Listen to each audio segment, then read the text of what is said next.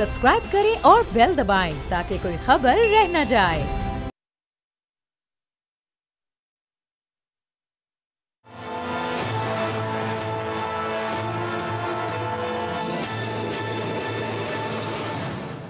अस्सलाम वालेकुम, मैं हूं बाब जहांगीर। आप देख रहे हैं प्रोग्राम तज्जिया। आज सुप्रीम कोर्ट से एक बड़ा ही अहम फैसला सामने आया है और जो 9 मई के मुल्ज़िमान हैं उनका ट्रायल अब फौजी अदालतों के बजाय सिविल अदालतों में होगा।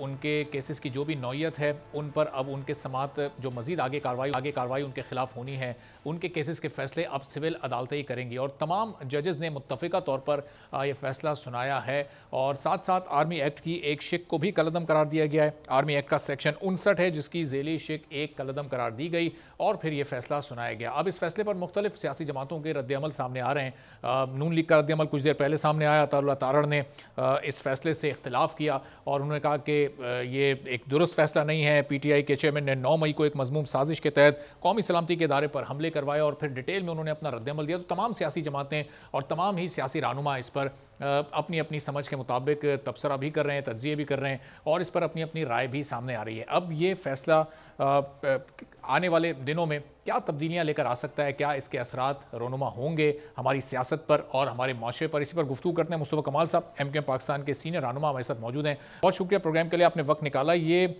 सबसे पहले तो इस फैसले पर आपकी राय जानना चाहेंगे। जो ये तमाम जजेस ने मुत्तफ़िका फैसला किया है, अब फौजी अदालतों में 9 मई के मुल्ज़िमान के ट्रायल नहीं होंगे बल्कि सिविल अदालतों में होंगे, तो इस फैसले पर पहली राय आपकी। देखें, बड़ी बदकिस्मती से पाकिस्तान में जो अदलिया का रोल रहा है, पाकिस्तान में जो अदलिया का जो रोल रहा है वो बड़ा ही डिस्प्यूटेड रहा है।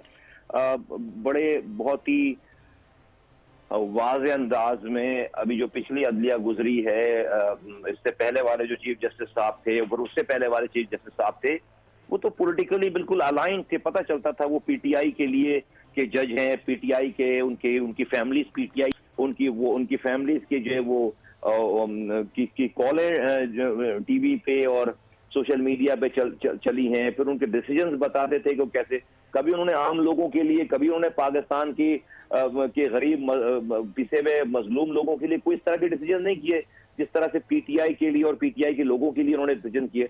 तो जहां पर अदलिया इतनी पोलराइज्ड हो, जहां पर उनकी पॉलिटिकल इंक्लिनेशन इतनी वाजे हो, फिर नवाज शरीफ साहब को जिस तरह से जो फैसला दिया गया, उनको जिस तरह से मुल्क बदर जाना पड़ा और जिस तरह से तमाम दूसरी पॉलिटिकल पार्टीज के खिलाफ फैसले सादिर हुए, इवन के उस वक्त जहांगीर तरीन साहब के खिलाफ फैसला आया, उनको नाअहल करार दिया गया।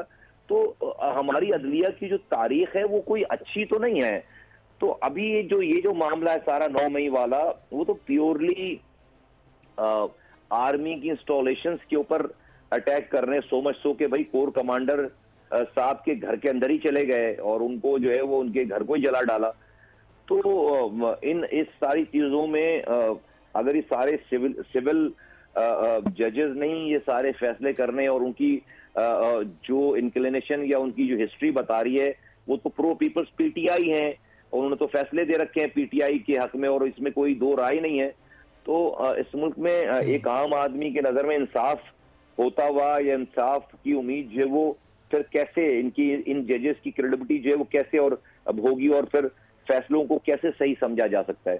तो ये बड़े बड़े सवालात हैं इस सारी चीजों के ऊपर। ये अभी आइंदा आने वाले दिनों में इन तमाम चीजों को फिर अनफोल्ड होना पड़ेगा और मैं समझता हूँ कि ये बहुत आसानी से इस चीज की इन तमाम सवालात के जवाबात को देना बहुत मुश्किल है। लेकिन मुस्तफा साहब, ये जस्टिस काजी फाइज ईसा साहब का और पाकिस्तान तहरीक इंसाफ का जो एक पूरा ट्रैक रिकॉर्ड है, तो उसको देखते हुए तो जाहिर है ये नहीं कहा जा सकता कि इस वक्त अदालत में ज़्यादातर लोग ऐसे हैं जो कि पाकिस्तान तहरीक इंसाफ को कोई उनके डिसीजंस के ज़रिए या केसेस में कहीं उनको फेवर करते हुए नज़र आ रहे हों। चूँकि काजी फाइज ईसा साहब का तो एक बड़ा तल्ख तजुर्बा रहा है पाकिस्तान तहरीक इंसाफ के साथ, तो उसके बावजूद इस फैसले पर आपकी ये राय? देखिए, फाइज ईसा साहब तो बहुत ऑनरेबल जज हैं। उन्होंने इन्हीं जजेस के हाथों प्रो पीटीआई जजेस के हाथों बहुत सारी तकालीफ परेशानियां उन्होंने और उनकी फैमिली ने खुद बर्दाश्त की है ना। तो हमने तो ये सब कुछ देखा है। हत्तुल इम्कान कोशिश हुई कि जो है वो उनको सुप्रीम कोर्ट का चीफ जस्टिस जो है वो ना लगने दिया जाए। और ये इसमें पीटीआई पूरी डेफिनेटली उनकी ख्वाहिश थी, उनकी इन्वॉल्वमेंट थी, उन्होंने अपने इन जजेस के जरिए इस तमाम कार्रवाई को करने की कोशिश की।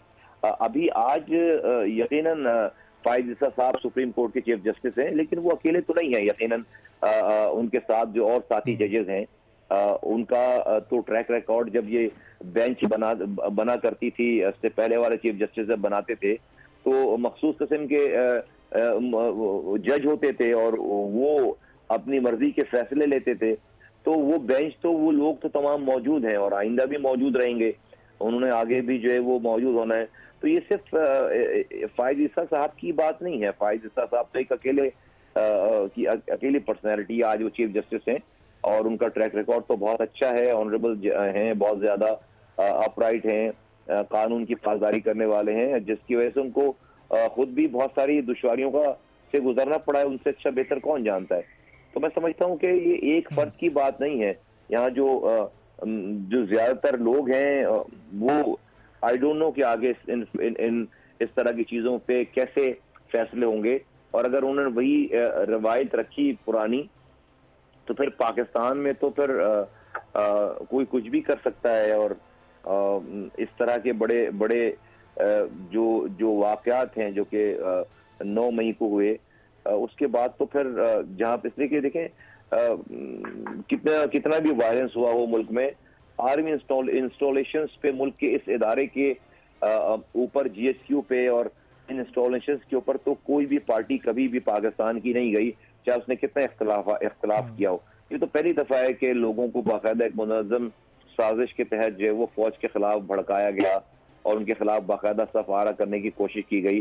तो फौज ने बहुत तहम्मुल का मुजाहरा किया, रिएक्ट नहीं किया, तो लाशें नहीं गिरी और कैजुअलिटीज नहीं हुई और जो है वो चीजें जो भी मज़मूम अज़ाइम थे वो कामयाब नहीं हुए।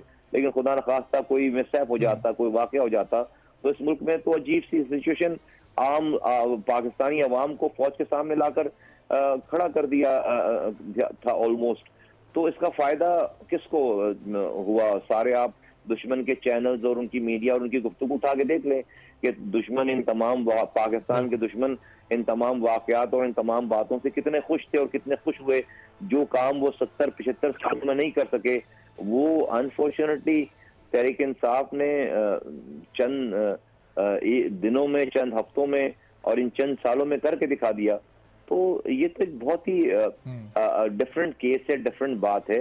इसको बहुत ही डिफरेंट तरीके से देखे जाने की जरूरत है। मैं समझता हूँ पाकिस्तान के जो पाक फौज का जो सब्र था, पाक फौज का सब्र, तहम्मुल और बुर्दबारी जिसका मुजाहरा किया गया 9 मई को, वो तो बहुत ही काबिल तहसीन है, लायक तहसीन है, उसको तो हम भी सलाम पेश करते हैं। लेकिन किसी भी केस के ट्रायल के लिए जब किसी अदालत का फैसला किया जाता है कि वो या तो सिविल कोर्ट में होगा या वो फौजी अदालतों में वो केस समाअत के लिए जाएगा, तो उसमें जो जुर्म की नौयत है वो कितनी अहमियत की हामिल होती है। यानी वो स्पेसिफिकली 9 मई वाले जो वाक़यात हैं, तो अब उनका जो ट्रायल है वो फिर ये सिविल अदालतों में आप समझते हैं कि वहाँ पर हो सकेगा और फिर वो इंसाफ भी हो सकेगा और स्पीडी ट्रायल हो सकेगा, चूँकि वक्त की भी बड़ी अहमियत होती है। हमारे यहाँ तो केसेस फिर 3-3 नस्लों तक चलते रहते हैं। देखिए, बिल्कुल केस की नौयत की बड़ी अहमियत होती है। ये केस जो है वो अपनी नौयत का एक मुनफरिद केस है पाकिस्तान में, और इस तरह का वाक़या तो नहीं हुआ। दहशतगर्द तंजीमें तो ये काम करती हैं, लेकिन इस तरह से किसी सियासी पार्टी ने, जो कि पाकिस्तान की पॉलिटिकल पार्टी हो और उनका वज़ीर आज़म रह चुका हो और सदर आज भी मौजूद हैं और उनके वज़रा हों और उनके पार्लियामेंट में लोग हों, वो तो अपनी फ़ौज के ख़िलाफ़ ये काम जो है वो आज तक पाकिस्तान में इस तरह का वाक़या अपनी नौयत का एक ही वाक़या था, पहला वाक़या था, और ये आखिरी वाक़या होना चाहिए। और उसके लिए ज़रूरी है कि इंसाफ हो। हम और जो कसूरवार नहीं है उसको सज़ा भी नहीं होनी चाहिए। हम ये भी कहते हैं अगर कोई कसूरवार नहीं है तो उसे नाजायज सज़ा भी नहीं होनी चाहिए। लेकिन अनफॉर्चुनेटली हमारे यहाँ जो जजेस ने अपना कंडक्ट शो किया है वो तो बहुत पर्सन स्पेसिफिक, पॉलिटिसाइज और वो इंसाफ पे मबनी नहीं है। बहुत माजरत के साथ पाकिस्तान की पूरी तारीख पड़ी हुई है जज साहिबान के फैसलों पे कि वो इंसाफ पर मबनी नहीं रहे। और पिछली सारे अदवार में आप देखें कि सेलेक्टेड सेलेक्टेड किस्म के फैसले हुए हैं और सेलेक्टेड इंसाफ हुआ है। सही। और मुस्तफा साहब, ये इस फैसले का माशरे पर क्या असर पड़ेगा इस पूरी सूरत हाल में कि जब अभी 2-4 रोज़ पहले शेख रशीद साहब ने 9 मई के मुल्ज़िमान के लिए आम माफ़ी की एक मुहिम चलाने का ऐलान किया है, तो उनके उस बयान को देखते हुए अब 2 रोज़ बाद ये फैसला आ गया, तो क्या लग रहा है आपको, ये आने वाले 2-3 माह में कोई मुख्तलिफ किस्म की क्या पेशरफ्त हम इसकी तवक्को रख सकते हैं? बोल, मैं इसके ऊपर तो कमेंट नहीं करना चाहूँगा, पता नहीं उन्होंने किस तनाजुर में ये बात की है। और मैं समझता हूँ कि किसी के बयान से अदलिया के फैसलों पे कोई असर नहीं पड़ना चाहिए। और जो नौयत है केस की, जो मसाइल है, मैं बयान से असर की बात नहीं कर रहा, वो मतलब एक वो सियासी बयान आया और एक ये फैसला आया, तो ये हवाओं का रुख तो आपको कहीं कोई बदलता हुआ महसूस नहीं हो रहा कि वो आम माफ़ी की बात कर रहे हैं और यहाँ पर ये मामला सिविल कोर्ट की तरफ जा रहा है, आर्मी कोर्ट से? नहीं, मैं इन दो चीज़ों को मैं नहीं समझता कि मैं इसको रिलेट करूं, और वो इसका मेरा नहीं ख्याल है कि इसका कोई आपस में लिंक है। अच्छा, और अब इस तरह के फैसलों का फिर माशरे पर क्या असर होता है कि अब एक चूंकि स्पेसिफिक वाकया था और कोर कमांडर हाउस पर और कितनी सारी ऐसी तंसीबात थी जिस पर हमला किया गया था, तो फिर अब ये फैसला ज़ाहिर है ट्रायल कोर्ट जो था वो आर्मी अदालतें होनी चाहिए थी, वहाँ पर ये फैसले होने चाहिए थे, लेकिन अब ये फैसले यहाँ पर हो रहे हैं, तो ओवरऑल इस हमारे सियासी माहौल में कोई माशरे पर आप इसका असर पड़ते हुए देख रहे हैं? देखिए, कहते हैं जजेस जो है वो जज नहीं बोलते, उनके फैसले बोलते हैं। और जजेस के जो फैसले हैं पाकिस्तान की हालिया पिछली तारीख में, वो तो बहुत बायस किस्म के हैं। और वो ऐसे हैं कि आप किसी को फेवर करते हुए और किसी को नाजायज जो है वो दबाते हुए नजर आए हैं सारे फैसले, और पॉलिटिकल इंक्लाइंड फैसले नजर आए हैं, पॉलिटिकल एफिलिएटेड फैसले नजर आए हैं। तो ऐसी सूरत में जहां पे जुडिशरी ने अपने लिए कोई अच्छा नाम क्रिएट ना किया हुआ हो, वहां पर फिर इस तरह के डिसीजन बहुत सारे सवालात को जन्म दे रहे हैं। और मैं समझता हूं कि आइंदा आने वाले दिनों में इसकी कोई फाइनल शक्ल जो है वो जरूर सामने आएगी, ये बात यहाँ पर रुकेगी नहीं। और मुस्तफा साहब, आपने सियासी जमातों को बहुत करीब से ख़त्म होते भी, कम होते भी और फिर दोबारा उरूज की तरफ जाते भी देखा है। पाकिस्तान तहरीक इंसाफ, क्या वो खुद पाकिस्तान तहरीक इंसाफ के कई रहनुमा इसको अपनी एक बड़ी गलती तस्लीम करते हैं, एतराफ़ करते हैं कि हमसे बड़ी सियासी गलती हो गई, तो ये इस माहौल से निकल कर क्या दोबारा एक पाकिस्तान के उस सियासी धारे में शामिल हो सकेंगे? देखिए, मैं इस पॉलिटिकल प्रोसेस का एक हिस्सा हूँ, एक वर्कर हूँ और एक स्टूडेंट हूँ। मैंने पाकिस्तान की पॉलिटिकल पार्टीज में इस तरह से किसी पार्टी के लोगों को अपनी पार्टी और जो करता धरता थे उनको इतनी आसानी से एक हल्के से गर्म हवा के झोंके की वजह से जो है वो इतनी तेजी से पार्टी को छोड़ते और खुद को डिसएसोसिएट करते हुए नहीं देखा। ये पाकिस्तान की तारीख में मेरी कम से कम दानिश में ये अपनी नौयत का पहला वाकया है, अपनी नौयत का पहला केस है।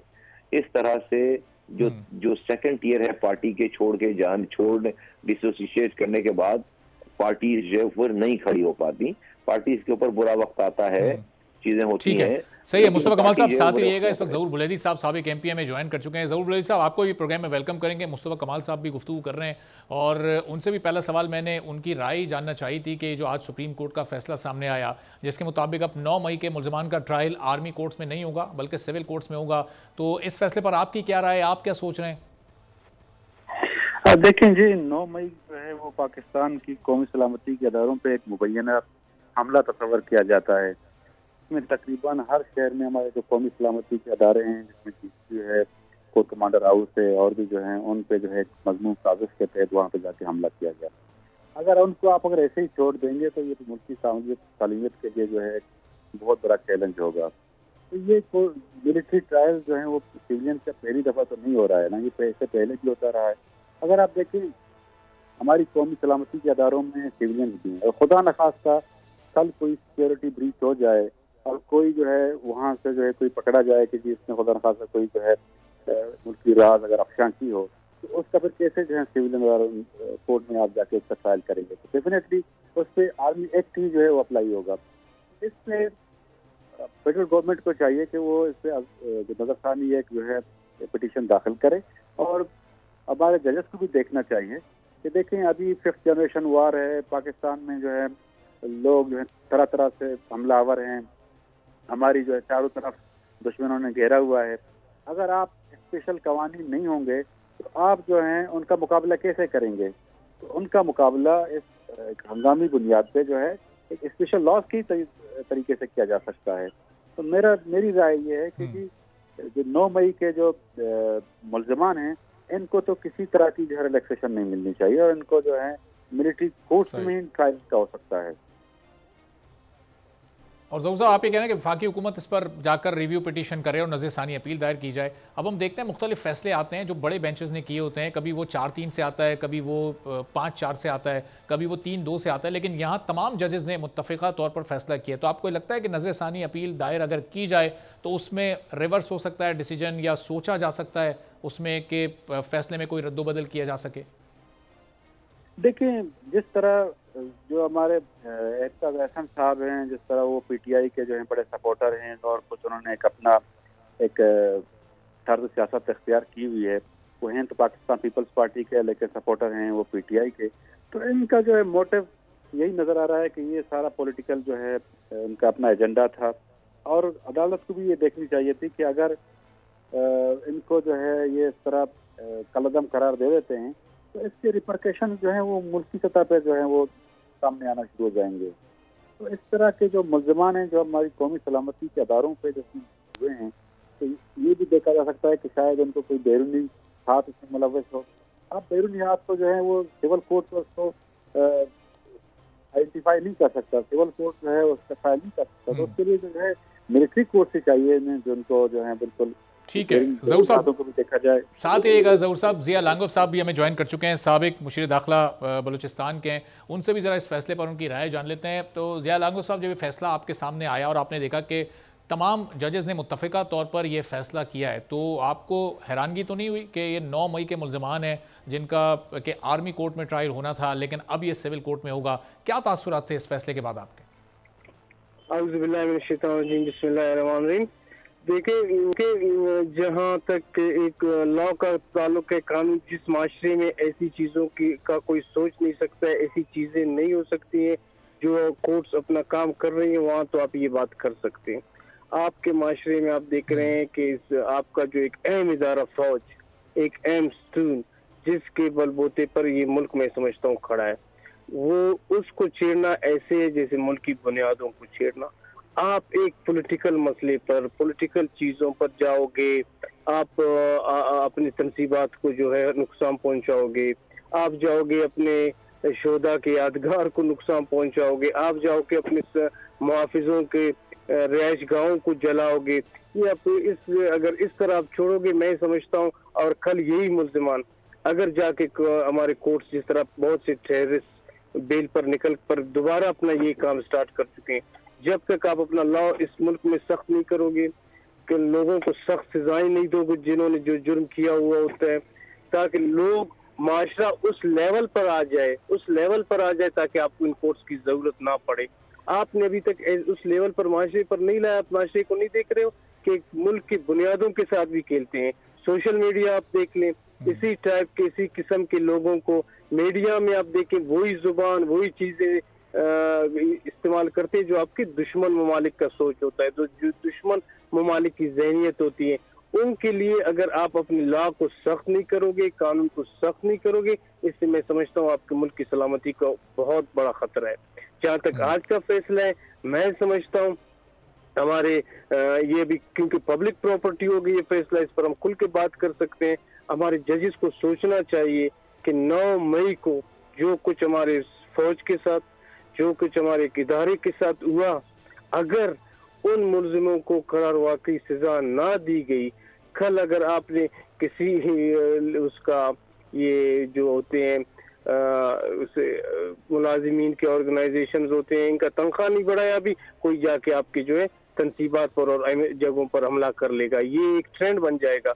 आपको ऐसे लोगों को एक सबक सिखाना चाहिए, ताकि हर किसी को पॉलिटिक्स करनी है पॉलिटिक्स करे, अपना मंशूर बताना है अपना मंशूर बताए, मुल्क की बुनियादों के साथ कोई कम अज कम ना खेले।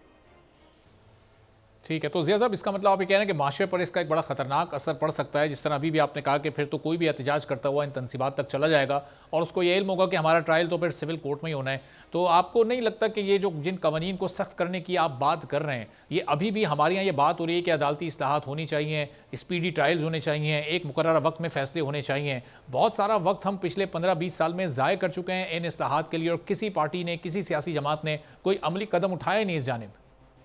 देखिए, सबसे पहले हम सोचते हैं किसी का कि भाई ये एक शहरी का हक है, ठीक है, शहरी के ज्यादा इस मुल्क का सबसे ज्यादा हक है कि मुल्क हमारा है। अगर हमारा मुल्क हमारे शहरी के हाथों महफूज नहीं और शहरी के हाथों उस पर शर्तपसंदी का खतरा है, हमें शहरी के बजाय अपने स्टेट, अपने मुल्क का हक का सोचना चाहिए। तो इसमें जो पॉलिटिकल पार्टी है, जो हमारे इदारे हैं, हमारा अदलिया है, इनको इस नाजुक मसलों में, ठीक है, कोई ऐसे करप्शन का केस होता है, किसी से छोटी मोटी गलती हो गई, कोई रिया हो गया, निकल गया, वो होता रहता है, लेकिन ऐसी चीजें जो आपके दुश्मन चाहते हैं कि ये मुल्क इस दुनिया के नक्शे से चला जाए, वो उनके अज़ाइम है, उनके अज़ाइम को जो लेकर चलता है, मैं समझता हूँ कि सब कोई रियायत नहीं होनी चाहिए।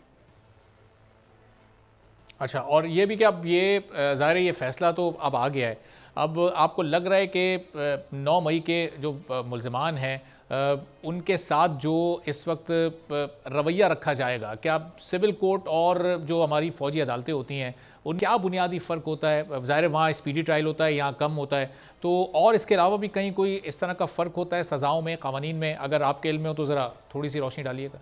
देखिए, मैं समझता हूँ कि इस मुल्क में जो है एक सबसे जो डिसिप्लिन इदारा है, जो अपने इदारे के तौर पर मजबूत है, वो हमारी मिलिट्री है, आर्मी है। उसके कोर्ट्स का भी एक तरीकाकार है, उसके जो है उसमें जो उसका ट्रायल सिस्टम होता है, ये भी हमारे आला अदलिया है, बहुत इसका अपना एक मुकाम है। लेकिन मैं समझता हूँ उधर ठीक है, ज़िया लांगफ साहब हमारे साथ ही रहिएगा। साहब ज़िया लांगफ साहब हमारे साथ मौजूद थे। अभी सरदार शेर बहादुर साहब ने हमें ज्वाइन किया है। सरदार साहब से ज़रा जानते हैं कि आज के फैसले के बाद उन्हें क्या महसूस हो रहा है 9 मई के मुल्ज़िमान के बारे में और इस फैसले पर। तो सरदार साहब, बहुत शुक्रिया, आपने प्रोग्राम के लिए वक्त निकाला। अब ये बताइएगा कि 9 मई के मुल्ज़िमान का जो ट्रायल है वो अब सिविल अदालतों में होने जा रहा है, क्या आपके मुतालबात हैं? क्या आप समझते हैं वफाकी हुकूमत को रिव्यू पिटीशन दायर करनी चाहिए, लंबा ट्रायल नहीं होना चाहिए, जल्दी फैसला होना चाहिए, चाहे वो फैसला जो भी हो कानून के मुताबिक हो, क्या कहेंगे? देखिए जी, 9 मई का वाक़या स्थानीय है, इसने तो पूरे मुल्क की जड़ों को उससे हिला कर रख दिया है। तो मैं समझता हूँ कि इस किस्म के केसेस जो हैं वो मिलिट्री कोर्ट्स में पहले भी होते रहे हैं, सुनते रहे हैं, तो अब क्या हर्ज है? इन लोगों के खिलाफ डेफिनेटली मिलिट्री कोर्ट में फैसले होने चाहिए, वहाँ केस सुने, ताकि जो मुजरिम है उनको जल्द अज जल्द सजा होनी चाहिए। तो मैं ये समझता हूँ, मेरा ख्याल है कि जी। तो वफाकी हुकूमत का अब इसमें आप क्या रोल देख रहे हैं कि अब वो पहली फुर्सत में अपनी लीगल टीम से मुशावरत करें, कोई नजरसानी अपील दायर करें, ये आप भी सोच रहे हैं ऐसा, ये मशवरा देना चाहेंगे आप उनको? बिल्कुल, हुकूमत को करना चाहिए जी। देखें, मेरे ख्याल में तो मिलिट्री कोर्ट्स में ट्रायल ऑलरेडी शुरू हो चुके हैं। गवर्नमेंट ने आजकल कोई इनको डिटेल्स वगैरह भी दी हैं, तो क्यों नहीं होने चाहिए? मिलिट्री गवर्नमेंट को अपील कर में जाना चाहिए। और ये जो बेंच है, ये बेंच आपको पता है कि सारी दुनिया को पता है कि इनके पास कोई भी केस आएगा तो उसका फैसला क्या होगा। तो मैं समझता हूँ कि मेरिट पे फैसले होने चाहिए। और फौजी अदालतों पे हमें कोई शक नहीं, इससे पहले भी फौजी अदालतें बनती रही हैं, उसमें फैसले होते रहे हैं। लोगों को अपील का हक है, हाई कोर्ट में अपील कर सकते, तो क्या मसला है? अगर आप सिविल कोर्ट्स में देख लें तो एक केस जो है वो 10-10 साल चलता रहता है। तो मैं समझता हूँ कि जो मरकजी हुकूमत है उनको डेफिनेटली जो फैसला करना चाहिए। सरदार साहब, यहाँ भी क्या ये इम्कान है, चूंकि तमाम जजेस का ये मुत्तफ़िक़ा फैसला है, और अगर नज़रसानी अपील भी अगर इन केस वो रद्द हो जाती है तो फिर यही इम्कान नज़र आ रहा है, चूंकि सिविल कोर्ट्स में तो बड़ी लंबी समातें होती हैं, बहुत लंबी लंबी तारीखें दी जाती हैं, कभी वकील नहीं होता, कभी मुतासरा फ़रीक नहीं होता, तो फिर कई साल तक या कई महीनों तक ये केस चल सकता है। बिल्कुल, यही वजह है कि हम चाहते हैं कि मिलिट्री कोर्ट में हो और जो गुनाहगार हैं उनको सजाएं मिलें और जो बेगुनाह हैं उनको फ्री किया जाए। अब सारी जिंदगी ये 14-14 साल लोग जो हैं, ये 10-10 साल जो है ये जेलों में फजूल में पड़े रहे। तो मैं समझता हूँ कि ये फौजी अदालतें बेस्ट है, हमें उन पे एतमाद है और ये ठीक है, आप भी कह रहे हैं कि फौजी अदालतें बेस्ट हैं, उन पर एतमाद आपको और तमाम जो सियासी रहनुमा आए और जिन्होंने अपनी अपनी राय दी, उन तमाम का ये कहना था कि अब वफाकी हुकूमत को इसमें रिव्यू पिटीशन में जाना चाहिए। अब देखते हैं कि वो जाते हैं नहीं जाते। एक ब्रेक लेते हैं और ब्रेक के बाद जब वापस आएंगे तो बैरिस्टर ज़फ़रुल्लाह साहब मुस्लिम लीग नून के सीनियर रहनुमा हमारे साथ मौजूद होंगे और उनसे जानेंगे कि मियाँ साहब वापस आ चुके हैं, क्या कानूनी चैलेंजेस उनको दरपेश हैं, मईशत को किस तरह बेहतर करेंगे, जो बयानिए की तब्दीली आई है वो क्यों आई है, ये सब होगा एक ब्रेक के बाद।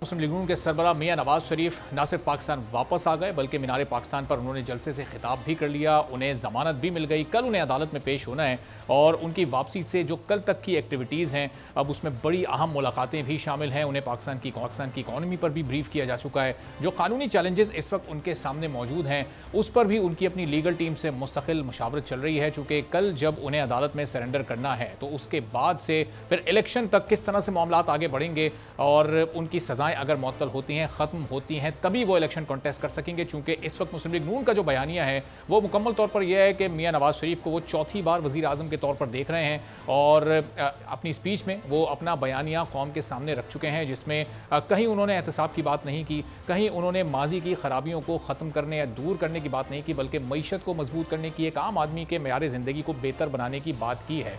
तो ये जो एहतसाब का बयानिया था ये अब इस वक्त मुआशी बयानिए में, तरक्याती बयानिए में कैसे तब्दील हुआ है, कितना कामयाब होगा, लोगों में इसकी एक्सेप्टेंस कितनी होगी। अपनी स्पीच में उन्होंने माजी की हुकूमतों के जिक्र किए, उन्होंने बताया कि पाकिस्तान के मुआशी हालात क्यों ख़राब हुए, उनकी हुकूमत ख़त्म होने के बाद क्या क्या खराबियाँ पैदा हुई और वो किस तरह से ठीक होंगी। लेकिन उन्होंने PDM की 16 माह की हुकूमत का कुछ खास जिक्र नहीं किया। वो क्यों नहीं किया और उस 16 माह के जो काम है ये बयानियाँ बनाने की, ये तासुर देने की कोशिश की गई कि रियासत को बचाने के लिए अपनी सियासत को कुर्बान किया गया है। क्या वाकई सियासत कुर्बान हुई है? क्योंकि सियासत अगर कुर्बान हुई है तो फिर मियाँ साहब की वापसी और ये इलेक्शन तक का सफ़र इतना आसान क्यों नज़र आ रहा है? इसी पर गुफ्तगू करते हैं। बैरिस्टर ज़फ़रुल्लाह खान साहब नून लीग के हमारे साथ मौजूद हैं, साबिक मोमिन खुसूसी भी हैं, वज़ीर क़ानून भी हैं, बहुत ही अहम पोर्टफोलियोज़ पर रह चुके हैं और उन पोर्टफोलियोज़ पर सर्व कर चुके हैं जिसमें अभी इस वक्त चैलेंजेस ख़ासतौर पर नून लीग को दरपेश हैं, यानी माशी एतबार से और कानूनी एतबार से इनकी राय बड़ी अहम होगी। पॉलिटिकल गुफ्तगू भी इनसे करेंगे। बहुत शुक्रिया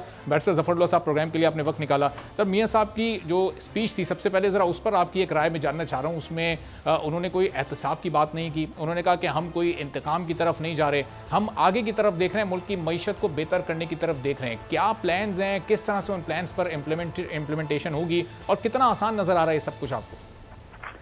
thank you very much.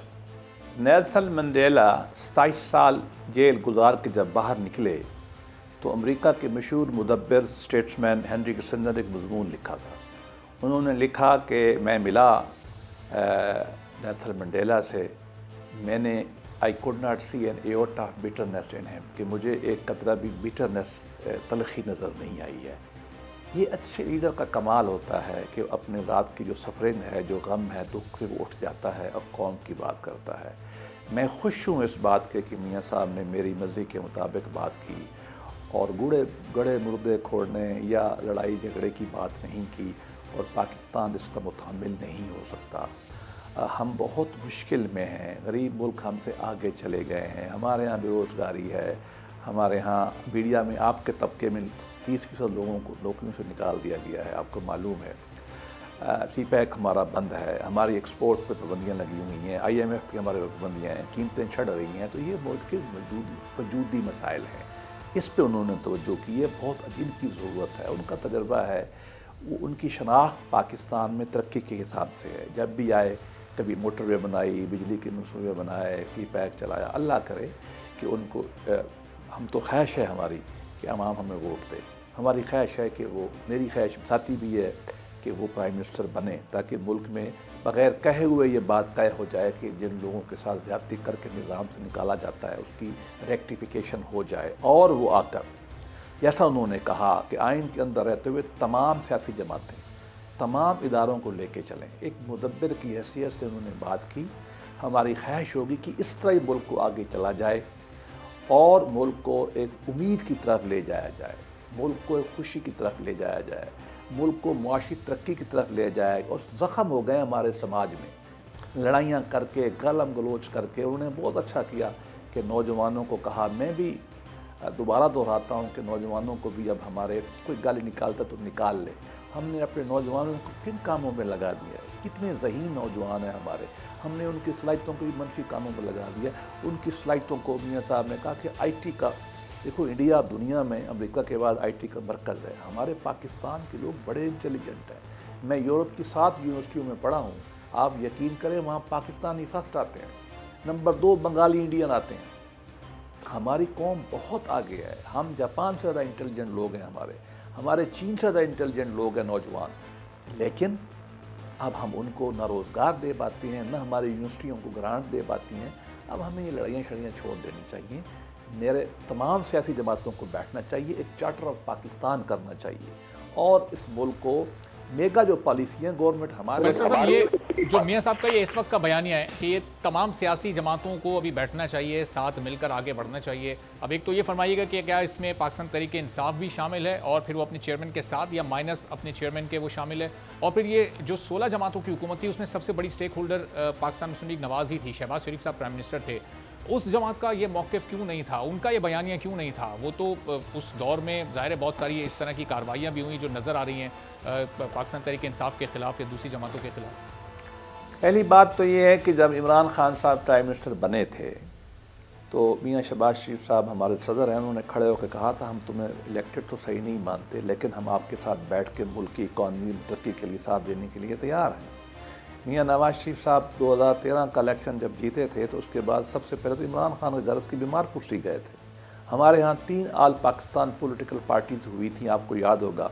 National action plan बन रहा था जब हमारे यहाँ और मुख्तलिफ मसाइल थे, हमारे बच्चे शहीद हो गए थे APS में, आपको याद होगा। मियाँ साहब ने उनको बुलाया था, हालांकि वो धरने में खड़े थे। तो मियाँ साहब गुजारा करते हैं ऐसे लोगों के साथ। इमरान खान साहब ने कहा कि हम मोदी से बात करेंगे, मैं मियाँ साहब से नहीं करूँगा, मैं तालिबान से बात करूँगा, मैं पीपल पार्टी से बात नहीं करूँगा। रवैया तो उनका मसला है, मैं तो नहीं मसला। इमरान खान साहब एक सियासतदान है, अगर वो सियासतदान की हैसियत से आते हैं, हमें तस्लीम करते हैं कि आप एक जेन्युइन पॉलिटिकल पार्टी हैं, अगर वो हमसे बातचीत करना चाहते हैं तो करना चाहिए। हमने बहुत सारी खुफिया बात की तो उनसे जारी रखी हैं। आपको मालूम है कि 121 पार्लिमान ने हमारे ला बनाए थे 2018 में, एक में भी PTI ने ओपनली हमारा साथ नहीं दिया था और 121 में हमने उनसे मुज़ाकरात किए थे। और मैं आपको बता दूं, उनके मुज़ाकरात में सबसे ज़्यादा कौन आता था? डॉक्टर आरिफ अलवी साहब, और वो पॉजिटिव कंट्रीब्यूट करते थे। इधर से जैद हामिद साहब और मैं होते थे और हम उनकी बातें मानते थे और उठते हुए हमें वो कहते थे हम पार्लिमान में वोट नहीं देंगे। हमने जमहूरियत की खातिर 121 के अंदर उनको अपने साथ लेके चला। जमहूरियत ऐसा नहीं चलती, किसी पार्टी को आप निकाल नहीं सकते। इमरान खान अगर आज कह देते हैं कि मैं जमहूरी हूँ, मैं फाशिस्ट नहीं हूँ, मैं आपको सियासतदान समझता हूँ, आप भी बड़ी पार्टियाँ आए मिल के चलते हैं, हम बिल्कुल तैयार हैं। हमारा माजी मियाँ शहबाज शरीफ साहब का और मियाँ नवाज शरीफ का, दोनों का हमने तय किया है। हम उनसे बातचीत करते रहे। मैं और डार साहब 20 दफ़ा जहांगीर तरीन के घर में रात को जाके उनसे 2013 से 18 में बातचीत करते रहे, उनको साथ रखते रहे हैं। देखें, इमरान खान का अपना अजीब निज़ाम था कि मैं हूँ तो कोई नहीं है, मेरे अलावा कोई नहीं है, कोई जमात गलत है, मैं ठीक हूँ बाकी चोर है, मैं ठीक हूँ बाकी पाकिस्तान के दुश्मन है। ये रवैया फाशिस्टों का होता है। मेरा ख्याल में उन्होंने भी सीख लिया होगा, उनकी पार्टी में बड़े सेन लोग हैं। आए, अंदाज़ा लगाएं मुल्क का, मसाइल का, मिल के बैठे और सियासी तौर पर, अगर वो सियासी तो ये इख्तियार नहीं करेंगे, हमें वो कहेंगे कि तुम चलें। ये सबको साथ लेकर चलने की बात तो अच्छी है, अब देखते हैं कि इस पर किस हद तक अमल दरामद होता है। अभी इंशाल्लाह होगा। इकोनॉमिक पॉलिसी है वो दरअसल है क्या? ये हालात बेहतर करने की, मईशत बेहतर करने की मैं अमली तौर पर क्या प्लान है? कौन सी टीम है? चूंकि जो टीम बज़ाहिर इस वक्त नजर आ रही है सागदार साहब की टीम, तो वो तो माजी में 16 माह में हम उसकी कारकर्दगी पाकिस्तान के अवाम देख चुके हैं। वो कैसे एक्सेप्टेबल होगी? वो क्या चेंजेस ला सकेगी? IMF के साथ जो डील्स की गई हैं वो इतनी भारी पड़ रही हैं इस वक्त पाकिस्तान के अवाम पे कि किस तरह से अपना ये बयानिया अवाम में जाकर आप उनको समझा पाएंगे? देखिए, टीम के कायद तो मियाँ नवाज शरीफ रहेंगे। वो हमेशा मोटी मोटी बातें बताते हैं कि मुझे कीमतें महंगी नहीं चाहिए, मुझे जॉब चाहिए, मुझे ये चाहिए। इसके बाद काम तो एक्सपर्ट्स का होता है। डार साहब 2 दफ़ा डिलीवर कर चुके हैं। देखिए, 2013 से 18 तक मैंने उनके साथ काम किया है। इकनॉमिक कोऑर्डिनेशन कमेटी का, कैबिनेट का मैं भी मेंबर था। वो बहुत मेहनती हैं, निज़ाम को समझते हैं, सियासी एंगल भी समझते हैं, मुआशी भी समझते हैं और लेकिन इस दफ़ा जो 18 सूरत हाल थी ना 16-18 महीने में बिल्कुल डिफरेंट थी। हर आपका मीडिया, हर बैनुल-अक़वामी इदारा, हर सियासतदान के मुंह पे एक ही लफ्ज़ था कि पाकिस्तान डिफ़ाल्ट हो रहा है, श्रीलंका बन रहा है। मैं तो कहता हूँ कि शहबाज शरीफ की हुकूमत ने, हमने और फिर डार साहब ने आके हमने इसको ख़त्म किया। आज तो कोई बंदा ये बात नहीं कह रहा। अब तो थोड़ा हमने बहुत बड़ी कीमत दी। हमारी ख्वाहिश थी कि शहबाज शरीफ साहब ने तकरीर भी लिख ली थी कि वो नो कॉन्फिडेंस के बाद आए, इलेक्शन करा के चले जाएं, लेकिन पूरी दुनिया कह रही थी कि हम इंटरिम गवर्नमेंट से बात नहीं करेंगे और हमारा ला भी इंटरिम गवर्नमेंट को अलाउ नहीं करता। IMF तैयार नहीं था। हमने इतनी बड़ी कीमत दी। अगर उस वक्त हम इलेक्शन कराते, आपको मालूम है कि PTI के लोग भी हमसे टिकटें मांगते थे। हमने वो कुर्बानी दी। टीम और भी होगी, ये भी होंगे, टीम हमने करके दिखाया है। और आप अगली बात के पॉलिसी के देखिए, हम ये चाहते हैं कि 150-1500 अरब के करीब इदारे जो हैं हमारे सालाना नुकसान में जाते हैं। PI है, स्टील मिल है, आपको सही। पता ही। अच्छा बैरिस्टर साहब, यहाँ पर एक काइंडली एक ज़िमनी सवाल ज़रा, ये आपकी बात को अगर बिल्कुल मिनोन मान भी लिया जाए कि ये आपने अपनी रियासत बचाई, बाकी बहुत मुश्किल फ़ैसले किए, IMF को जाकर मनाया और बड़ी मुश्किल शराइत के साथ ये आपने मुआहदे किए, तो ये IMF की शराइत तो मुआहदे तो अभी भी हैं, ये तो इनकी पासदारी आपको करनी है। अब अगर 3-4 माह बाद आप हुकूमत बनाने में कामयाब भी हो जाते हैं तो ये गैस की कीमतें, बिजली की कीमतें, पेट्रोल की कीमतें, महंगाई में कमी कैसे लाएंगे? IMF की शराइत तो वहीं पर मौजूद रहेंगी। देखिए, कोई भी बैनुल-अक़वामी मुआहदा जो है ना, वो कानून और इस्लाम में मानना पड़ता है। इमरान खान ने जो मुआहदे किए वो हम मान रहे हैं, हमें मानने चाहिए। मुशर्रफ ने जो किए वो भी हम मान रहे हैं। हम कैसे एक रियासत पाकिस्तान इर्रिस्पॉन्सिबल हो सकते हैं? हम नहीं हो सकते। हमने जो इमरान खान साहब की गवर्नमेंट से ही तो गलती हुई। आखिरी ज़माने में जब उनको मालूम हुआ गवर्नमेंट जा रही है, IM से जो मुआहदे थे उन्होंने तोड़ने शुरू कर दिए। उसका कितना पाकिस्तान को नुकसान पहुँचा। कभी नहीं तोड़ना था ये मुआहदा। आप सोच समझ के करें। मैं कानून का तालिब इल्म हूँ। पैक्टा सुन सर्वांडा एक फंडामेंटल प्रिंसिपल है कि पैक्ट शुड बी रिस्पेक्टेड। ऊफू बेहूदकुम, कुरान मजीद में आता है कि अपने अहद जो है ना वो उनको अमलदारी करो। हम एक रिस्पॉन्सिबल स्टेट हैं 25 अरब के करोड़ के। हमें तो बैरिस्टर साहब, यही तो सवाल, PDM गवर्नमेंट ने जो मुआहदा किया है, जब आप उसको लेकर आगे चलेंगे, उसको निभाएंगे, पूरा करेंगे, तो उसके होते हुए आप कैसे फिर महंगाई में कमी कर सकेंगे? तो मियां साहब इस वक्त जो बयानियां बना रहे हैं आम आदमी के लिए माशी बेहतरी का, तो फिर वो तो बेबुनियाद है। नहीं, उसका हल ये होता है कि आप इकोनॉमिक एक्टिविटी जनरेट करें। देखिए, CPEC सेकंड स्टेज पे जा रहा था, 4 साल सेकंड स्टेज क्या था कि 6 इंडस्ट्रियल स्टेट हम तय कर चुके थे। वहाँ इंडस्ट्री लग के 1 साल के अंदर एक्सपोर्ट होनी थी एशिया में, अफ्रीका में। उससे जॉब पैदा होने थे, उसमें फॉरेन एक्सचेंज आना था। आप लोगों को जॉब दें, आप इकोनॉमिक एक्टिविटी जनरेट करें। CPEC का सेकंड फेज़ आए इंशाअल्लाह। अब जो नई अलाइनमेंट हुई है मिडल ईस्ट में, जिसमें ईरान और सऊदी अरब भी चाहता है, UAE भी चाहता है कि वो CPEC का हिस्सा बने। मेरा अपना ख्याल ये, अच्छा फिर ये है कि इकॉनमी जब उम्मीद ख़त्म हो जाती तो बैठ जाती है, उम्मीद पैदा होती तो कैपिटल जो आना शुरू हो जाता है। तो जब इकोनॉमिक एक्टिविटी बढ़ेगी, आप देखें 2013 में इकोनॉमिक एक्टिविटी बिल्कुल ज़रूर पैदा करें, लेकिन जब फिर आवाम के सामने अपना इलेक्शन का बयानिया बनाएं या हुकूमत में आने से पहले जो वादे करें वो भी तो वो अमली वादे होने चाहिए ना। हमने देखा जब चेयरमैन PTI की पाकिस्तान तहरीक इंसाफ की हुकूमत गिराई गई तो उससे पहले भी यही मुआहदे किए गए, ये वादे किए गए थे कि हम पेट्रोल सस्ता करेंगे, महंगाई में कमी लाएंगे और हालत बेहतर होगी। और फिर जब 16 महीने हुकूमत की तो अब बताया जा रहा है कि हालात बहुत मुश्किल थे, हमने तो मुल्क को डिफ़ॉल्ट होने से बचा लिया। तो उस वक्त भी कॉल कुछ और था, फेल कुछ और था। अभी भी आप कह रहे हैं कि मुआहदे चलते हुए महंगाई में कमी लाना नामुमकिन होगा, गैस बिजली पेट्रोल सस्ता नहीं होगा, इकोनॉमिक एक्टिविटी जनरेट होगी। जबकि मियां साहब का बयान यह है कि हम महंगाई में कमी करेंगे, मौशी बेहतरी लाएंगे। नहीं, वो बिल्कुल दोनों। देखिए, इकॉनमी जो होती है ना, वो बिजली का बटन नहीं होता कि आपने चलाया, चल पड़ा, किया, बंद किया। 2-1 साल एवरेज लगते हैं टर्न अराउंड में। 16 महीने में डिफ़ॉल्ट से स्टेबिलिटी तो आ गई। अब अगला स्टेप होगा इकनॉमिक डेवलपमेंट। उसके अंदर इंशाअल्लाह देखें, यूक्रेन की क्राइसिस की वजह से कीमतें बहुत बढ़ी ऑयल की, वो कम हो रही हैं, हम भी कम करेंगे। तनख्वाहें लोगों की बढ़ानी चाहिए, सोशल वेलफेयर बढ़ाना चाहिए और साथ इकनॉमिक हम पूरी कोशिश होगी कि कीमतें कम करें। लेकिन जहाँ बैनुल-अक़वामी मुआहदे आपको काम नहीं करने देते, जब तक 1 साल या 2 साल का आपका मुआहदा है वो आपको मानना पड़ेगा। लेकिन उसके होते हुए आप लोगों को सिस्टम में लाएंगे। और मुझे उम्मीद है कि अगर हमें 5 साल के लिए अवाम मुंतखब करते हैं तो पहले 2 साल तो स्टेबिलिटी में लगेंगे।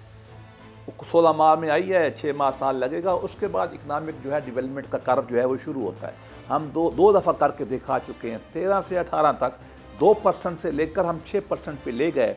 और आपको मालूम है कि 1% अगर आपका GDP बढ़ता है तो $40 बिलियन हमारी इकानमी में ऐड होता है।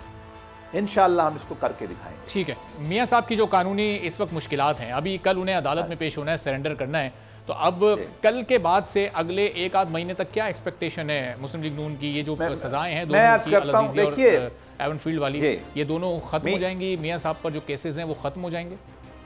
मियाँ साहब की सज़ा मुअत्तल है।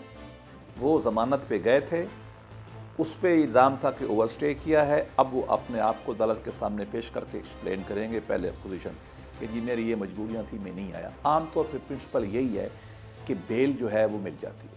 हाँ, जो भी बंदा आ जाता है, चूँकि ये सज़ा मुअत्तल हुई है, बेल हो जाएगी।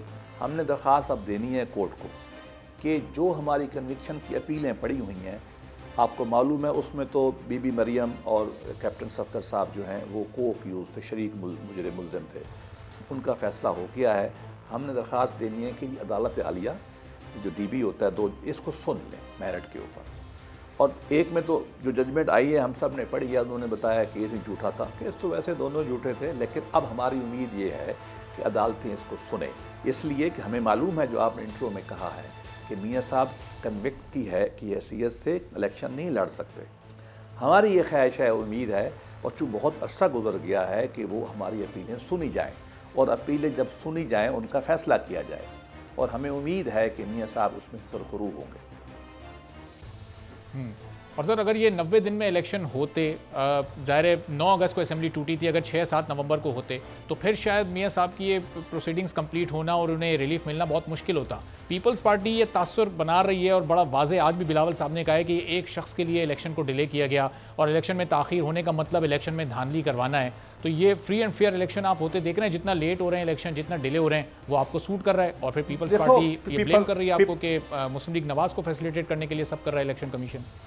देखिए, पीपल्स पार्टी का हमसे इख्तलाफ है, वो एक बड़ी पार्टी है, हमसे इलेक्शन लड़ना है, तो ये बातें तो होती रहती हैं। मैं लेकिन और अर्ज़ करना चाहता हूँ, ध्यानदारी से आप सोचें, इलेक्शन क्यों लेट हुए 90 दिन से? इसलिए कि डिलिमिटेशन हुई, हल्का बंदियाँ। हल्कियाँ बंदियाँ किस बुनियाद पर हुई हैं कि काउंसिल ऑफ कॉमन इंटरेस्ट ने और कैबिनेट ने, जिसमें बिलावल भुट्टो बैठे थे, मुराद अली शाह बैठा था साहब, उन्होंने फैसला किया कि जो नई आबादी है हमारी, सेंसस जो है मरदमशुमारी, उसको हम पास कर दिया। अब ला ये है कि जब वो पास हो जाए तो इलेक्शन जो है वो हल्का बंदियाँ होती हैं, हल्का बंदियों में 3-4 माह लग जाते हैं। ये उनको पता था। मुझे समझ नहीं आती है कि जब उन्होंने खुद उस डॉक्यूमेंट को फैसले में शरीक थे, जिसकी वजह से हल्का बंदियाँ हुई, जिसकी वजह से इलेक्शन लेट हुआ, तो अब वो कैसे कहते हैं? ये पॉलिटिकल गेम है, वो कहना चाहिए। हम आपस में एक बड़ी पार्टी है, हमारी दोस्ती भी है, हम इकट्ठे थे, शायद बाद में भी इकट्ठे हों, लेकिन इलेक्शन तो हमने मुखल्तफ लड़ना है। तो मैं इसको इस तनाजुर में लेता हूँ, जिससे मुझे इसमें कोई परेशानी नहीं होती। ठीक है, बहुत बहुत शुक्रिया। बैरिस्टर ज़फ़रुल्लाह साहब, नून लीग के साबिक़ मुआविन ख़ुसूसी वज़ीर क़ानून हमारे साथ मौजूद थे। गुफ्तगू उनकी आपने सुनी, और बज़ाहिर ये लग रहा है कि मुस्लिम लीग नवाज़ के तकरीबन सारे रहनुमाओं को ये यकीन है कि मियाँ साहब की आगे जो भी कानूनी मुश्किलात हैं वो कुछ ही दिनों में हल होंगी, और फिर वो बाकायदा तौर पर इलेक्शन कैंपेन चलाकर इलेक्शन में कॉन्टेस्ट भी करेंगे।